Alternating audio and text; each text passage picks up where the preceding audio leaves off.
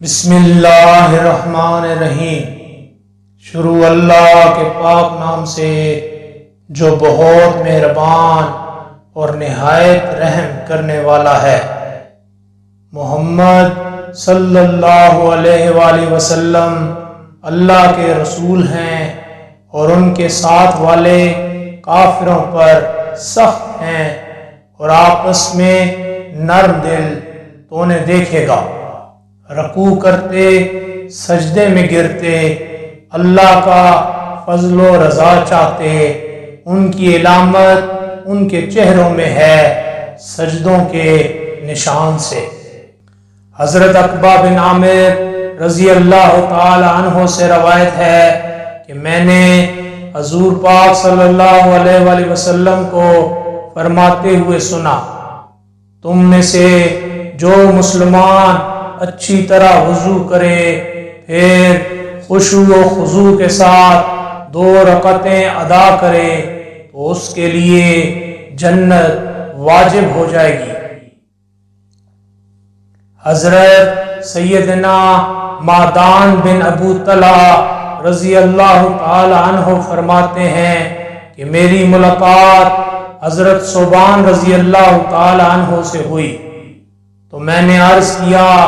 کہ میں کون سا ایسا عمل کروں جس کی وجہ سے اللہ مجھے جنت میں داخل فرما دے، یا یہ کہا کہ مجھے اس عمل کے بارے میں بتائیے جو اللہ کو زیادہ پسند ہو۔ تو حضرت ثوبان رضی اللہ تعالی عنہ خاموش ہو گئے۔ میں نے دوبارہ یہی سوال کیا، لیکن آپ رضی اللہ تعالی عنہ پھر بھی خاموش رہے۔ جب میں نے تیسری مرتبہ عرض کیا تو آپ رضی اللہ تعالی عنہ نے فرمایا، جب میں نے رسول کریم صلی اللہ علیہ وآلہ وسلم سے یہی سوال کیا تھا، آپ صلی اللہ علیہ وآلہ وسلم نے فرمایا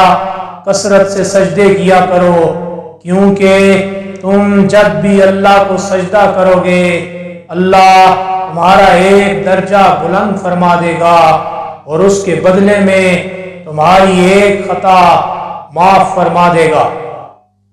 حضرت سیدنا عبادہ بن صامت رضی اللہ تعالی عنہ فرماتے ہیں کہ میں نے اللہ کے محبوب حضرت محمد صلی اللہ علیہ وآلہ وسلم کو فرماتے ہوئے سنا، جو بندہ اللہ کو ایک مرتبہ سجدہ کرتا ہے اللہ اس کے سبب سجدہ کرنے والے کے لیے ایک نیکی لکھتا ہے اور اس کا ایک گناہ مٹا دیتا ہے اور اس کا ایک درجہ بلند فرما دیتا ہے،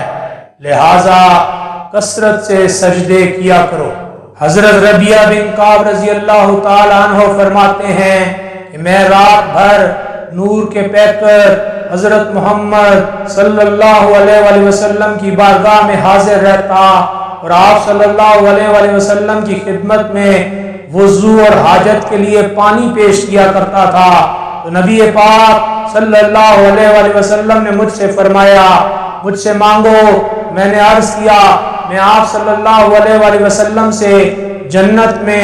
آپ صلی اللہ علیہ وآلہ وسلم کی رفاقت کا طلبگار ہوں۔ ارشاد فرمایا کچھ اور بھی چاہیے؟ میں نے عرض کیا بس یہی کافی ہے۔ فرمایا کثرت سجود سے میری مدد کرو۔ حضرت سیدنا ابو فاطمہ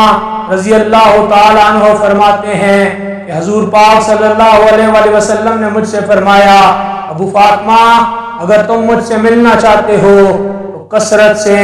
سجدے کیا کرو۔ حضرت ابو ذر رضی اللہ تعالی عنہ فرماتے ہیں کہ میں نے حضور پاک صلی اللہ علیہ وآلہ وسلم کو فرماتے ہوئے سنا، جو اللہ کو ایک سجدہ کرے گا اس کے لیے ایک نیکی لکھے گا اور اس کی ایک خطا مٹا دے گا اور اس کا ایک درجہ بلند فرمائے گا۔